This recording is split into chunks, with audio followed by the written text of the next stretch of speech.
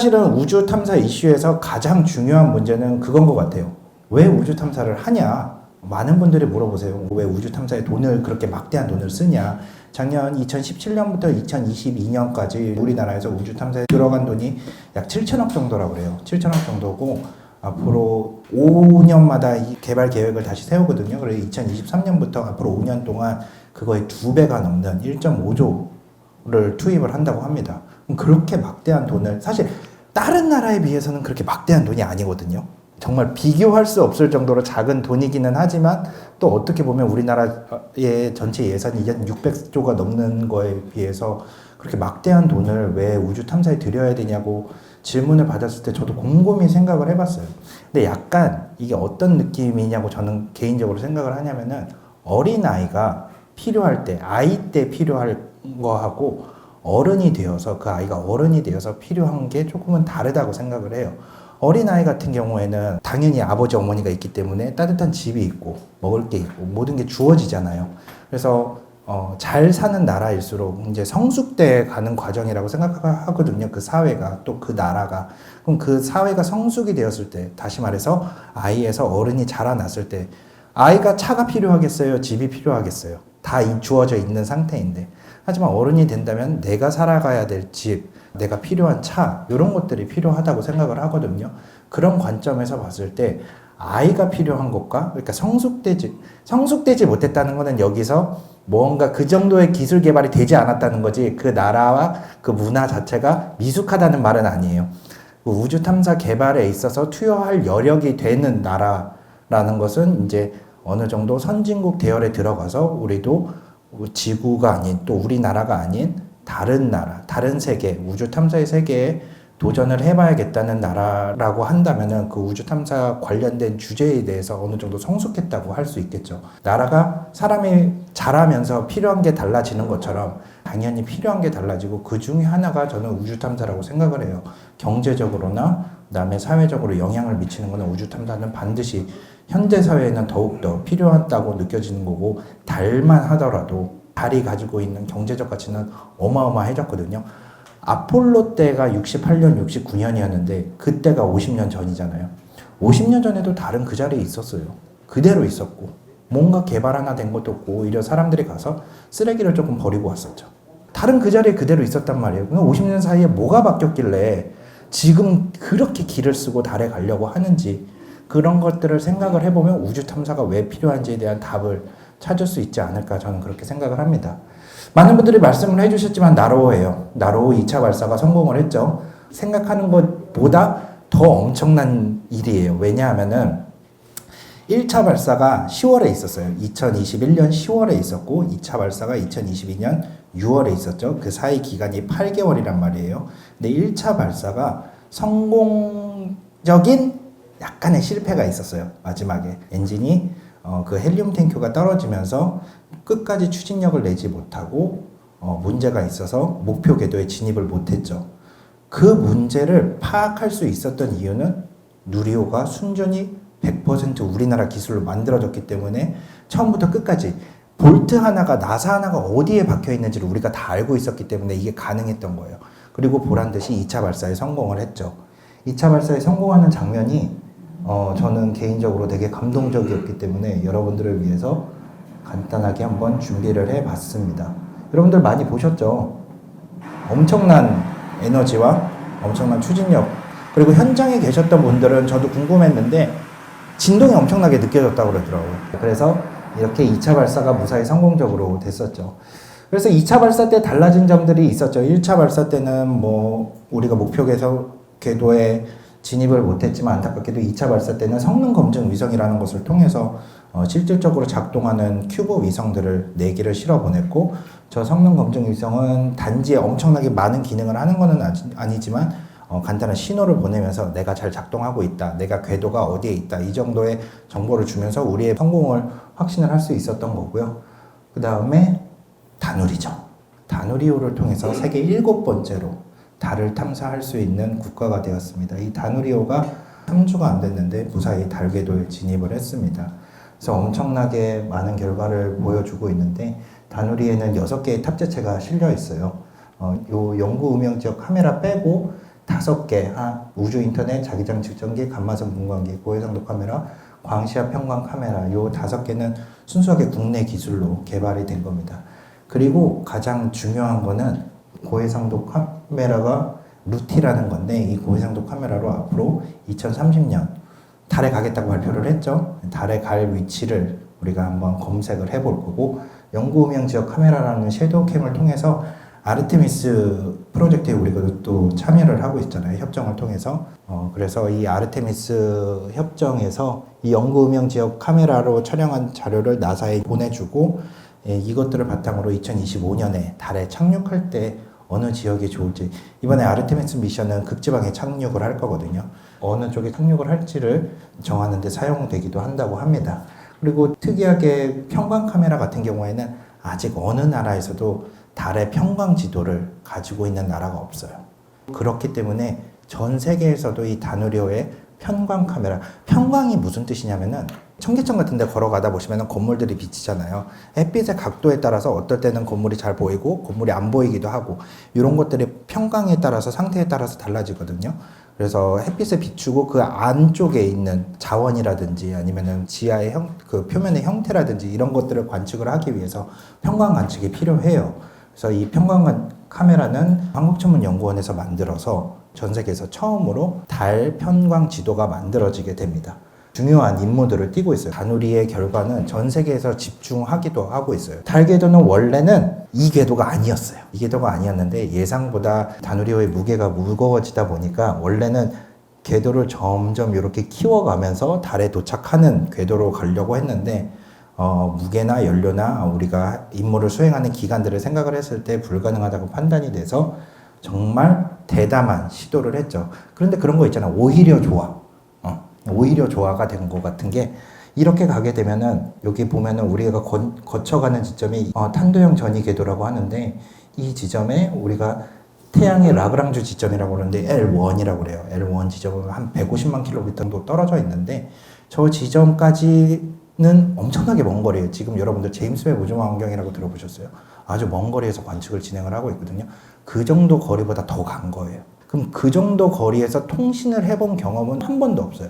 궤도를 선택을 함에 따라서 우리의 심우주 통신 기술도 테스트해 볼 수 있는 기회를 갖게 된 거죠. 그래서 다누리호는 여러 가지 변경도 있었고, 그 다음에 여러 가지 이슈들이 있었지만 그럼에도 불구하고 모든 게 성공적이었다. 그래서 다누리가 보내준 사진 중에 많은 외신들도 주목하고 우리나라도 주목했던 사진은 이 사진이에요. 저쪽에 잘 안 보이기는 하는데 왼쪽에 달이 있어요. 오른쪽에 지구가 있죠. 그 전체 사진은 거의 전부 흑백이라고 보시면 돼요. 컬러는 나중에 보정을 하는 거고요. 흑백으로 해야 좀 더 높은 해상도의 관측을 진행을 할 수 있기 때문에 왼쪽에 달, 오른쪽에 지구, 저 정도의 구도를 가지고 찍었던 사례는 전 세계에 아무도 없습니다. 다누리가 유일하고요. 우리도 뭔가를 해봐야 되지 않을까? 그래서 연구진들이 고민한 게 이런 독특한 사진들을 찍어낸 거죠. 여태까지 없었던. 이것도 정말 다누리가 먼 탄도형 전이 궤도를 선택을 했기 때문에 찍을 수 있었던 사진이에요. 달이 지구 위를 지나가는 그런 사진을 찍은 거죠. 10분 간격으로. 이런 사진도 여태까지 전 세계에서 없었던 사진이에요. 그래서 많은 분들이 사진을 한 장 찍을 때도 많은 연구진들이 고민을 하는 거죠. 어떤 식으로 찍어야만 어떤 의미를 가지고 또 우리가 주목을 받고 우리의 그 과학기술의 성능을 외신에 자랑할 수 있을지, 외신에 보여줄 수 있을지, 이런 것들을 고민하는 결과 끝에 나온 사진이라고 생각을 합니다. 그 다음에 또 말씀드릴 게, 이거 뭔지 아세요? 다트 미션이라는 거예요. 우리 소행성이 충돌을 하면서 공룡이 멸종을 했다고 하는데, 인류 최초로 지구방위를 위한 여러 가지 우주 탐사 실험들을 했었던 거죠. 그 중에 첫 번째로 성공을 했고, 목표가 자폭을 하는 탐사선이 소행성에 직접 부딪히는 게 목표인 유일한 미션이었어요.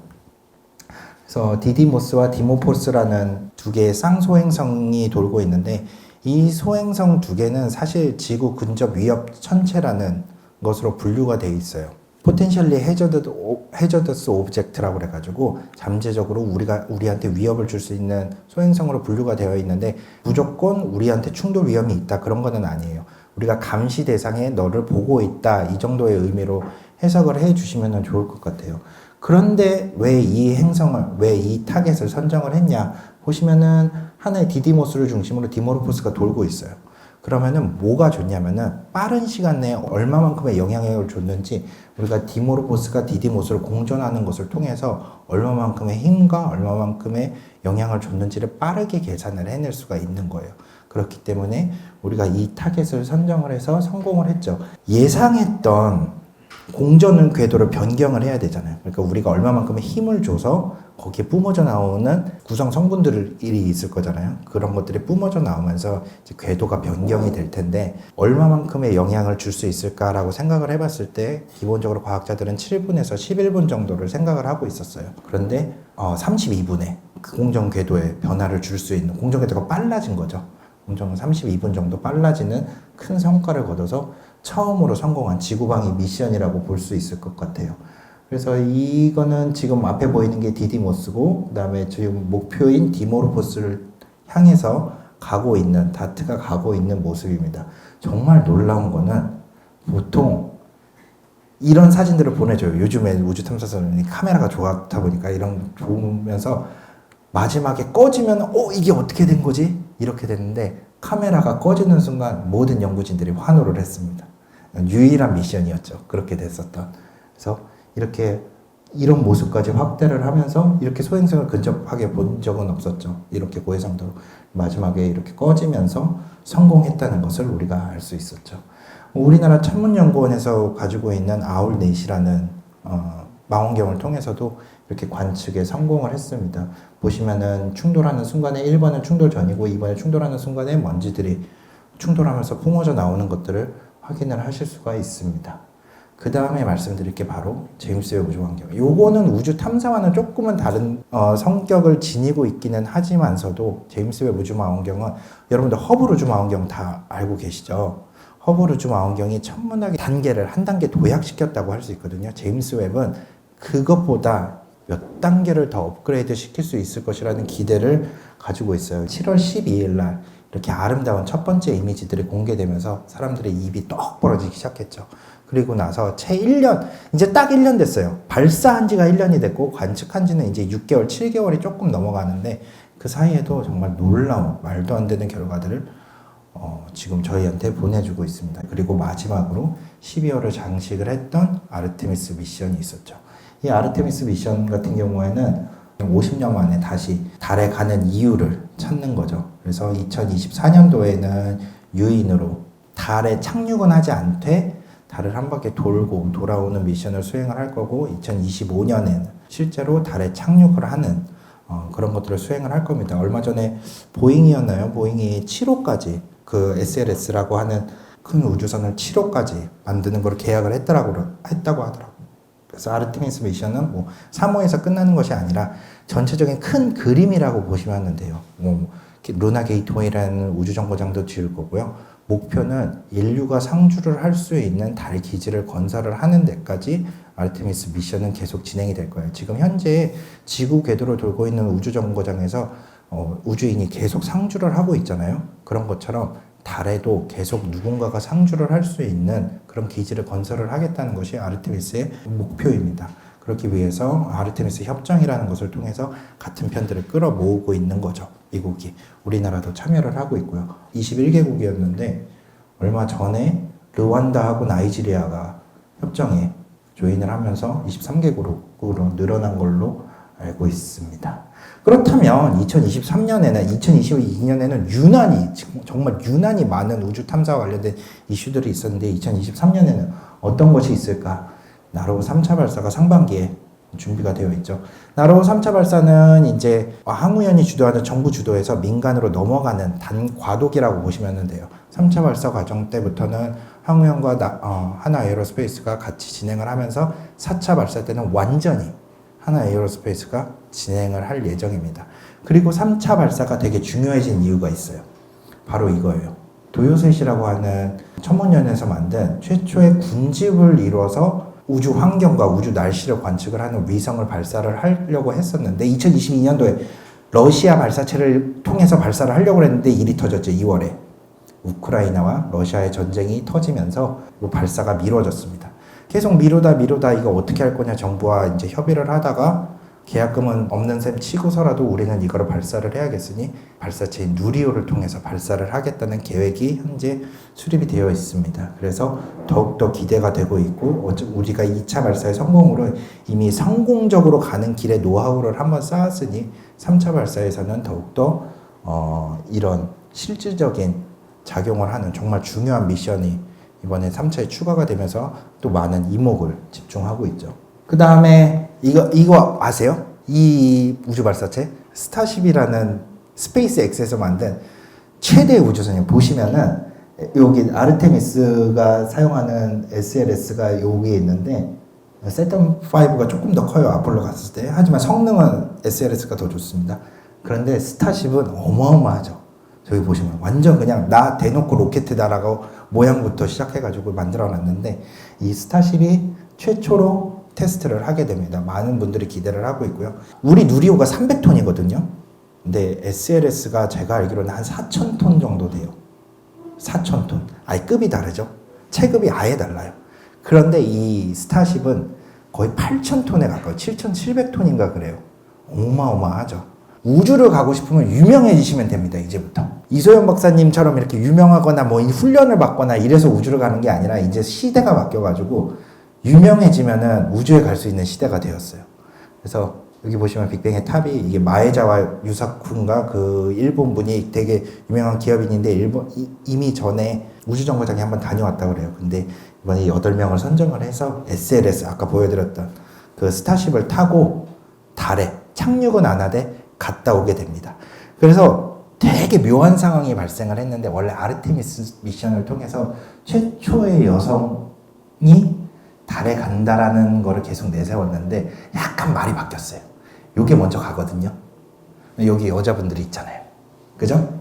그래서 달에 가는 최초의 여성 우주인은 이분들이 될 것 같긴 한데 스타쉽이 조금씩 지연되고 있어요. 그러니까 약간 이제는 누가 먼저 갈 거냐라고 해서 아르테미스는 최초의 달에 착륙하는 여성 우주인이 발생을 하는 거고 여기는 최초의 달에 가는 우주인은 아마 이 프로젝트 디어문 프로젝트를 통해서 가게 되지 않을까. 우리나라의 빅뱅의 탑이 또 가게 됩니다.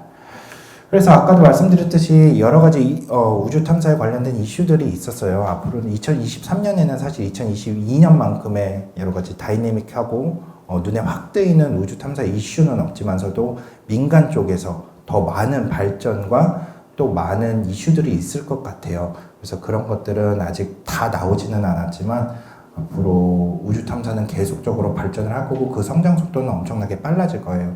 그리고 우리나라에서도 정부 주도에서 민간으로 넘어가는 시기가 있고 우리나라도 이노스페이스와 같은 민간 기업에서 이렇게 우주 발사체를 만들고 있는 여러 가지 것들이 있기 때문에 이노스페이스에서 발사하는 게 작년에 원래 브라질에서 발사를 하려고 하다가 연기가 돼서 금년에 발사를 할 거거든요. 그래서 우리나라 최초로 민간 기업이 발사하는 우주 발사체도 2023년에 이루어지지 않을까 생각을 합니다. 제가 오늘 준비한 강의는 여기까지고요.